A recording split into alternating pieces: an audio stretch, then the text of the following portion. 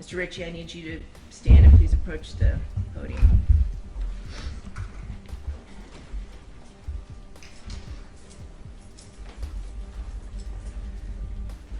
Right out of the gate, the judge makes it clear this isn't just a routine sentencing. Every factor, every piece of evidence has been weighed. And notice how they emphasize it's not about numbers, it's about the quality of the aggravating versus mitigating circumstances. Translation: the crime was so severe that no amount of excuses could balance it out. Mr. Ritchie, the court has thoroughly reviewed and considered the record concerning defendant's trial, including both the guilty and penalty proceedings, as well as the memoranda submitted by both the state and the defense.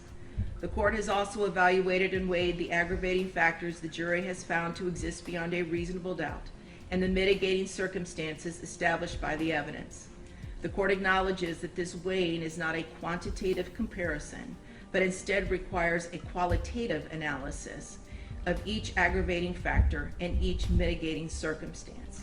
The court has assigned an appropriate weight to each and finds that the aggravating factors found to exist heavily outweigh the mitigating circumstances presented. Oh, and here it is, the moment that seals Ritchie's fate. The jury's unanimous recommendation for death carries enormous weight in Florida law, and the judge isn't wavering. Do you think juries should have that much influence on life or death decisions? Let me know your take. The court finds that the jury's recommendation to impose a death sentence is consistent with its verdict and is based on the evidence presented regarding the aggravating and mitigating circumstances. The court agrees with the jury's unanimous recommendation based on its own assessment of the aggravating factors weighed against the mitigating circumstances. The court finds that the aggravating factors substantially outweigh the mitigating circumstances and sufficiently warrant a sentence of death in this case.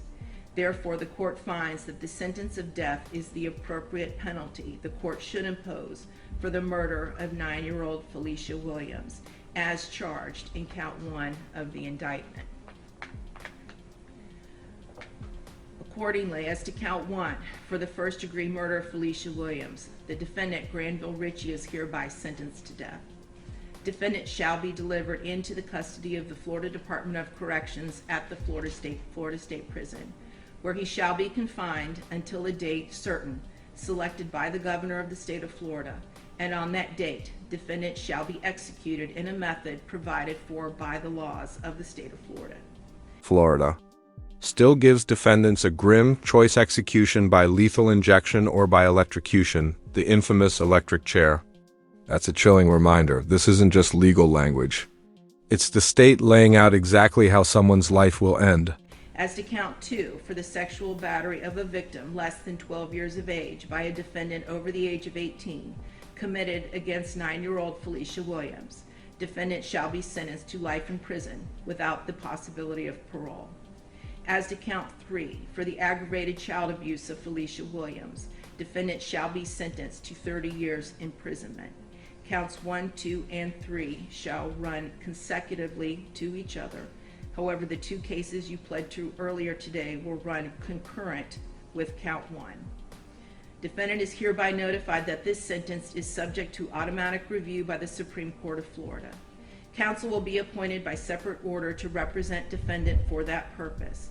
Further, pursuant to section 922.105 Florida statutes, defendant has 30 days from the issuance of a mandate from the Supreme Court of Florida affirming the sentence of death to elect death by electrocution by the procedures required by law. Mr. Ritchie, Now this part hits differently. The judge steps out of pure legality and into something more human.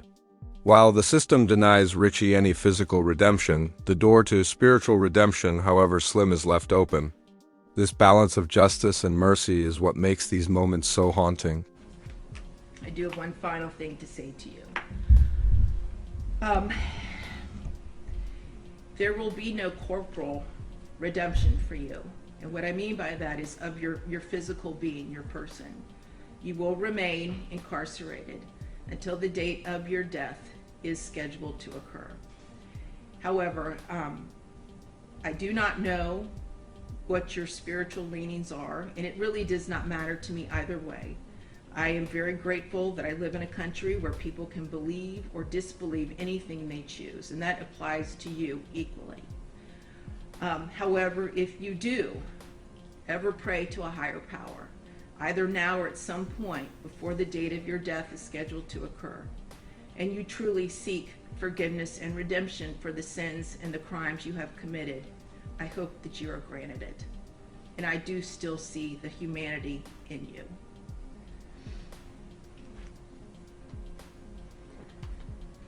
May God have mercy on your soul, Mr. Ritchie. We are now concluded, other than I am going to read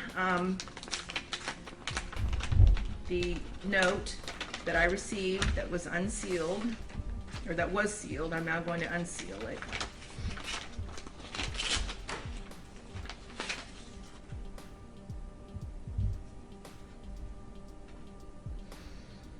And then, wow, a handwritten card from Felicia's family, unsealed and read in court.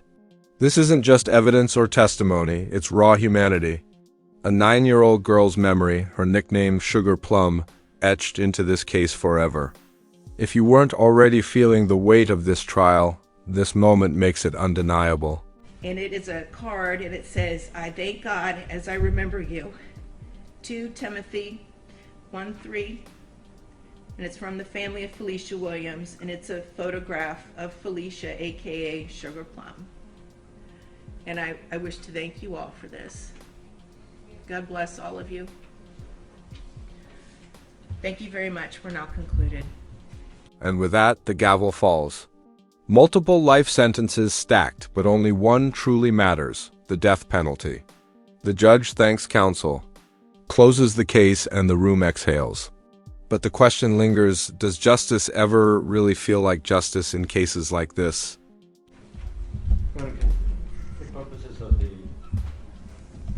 charges that you pled to today, the understanding was there was concurrence to everything? They are. Okay. I'm sorry. They are concurrent. As to each and every count of Yes, it. as to each and every count. Very good, and he has served more than the 5 years on those. Okay, very good. Very good. Yeah, And concurrent with his other case? correct. Thank you. And Mr. Brunvon and Mr. Harmon, I do have conformed copies of the sentencing order, the original.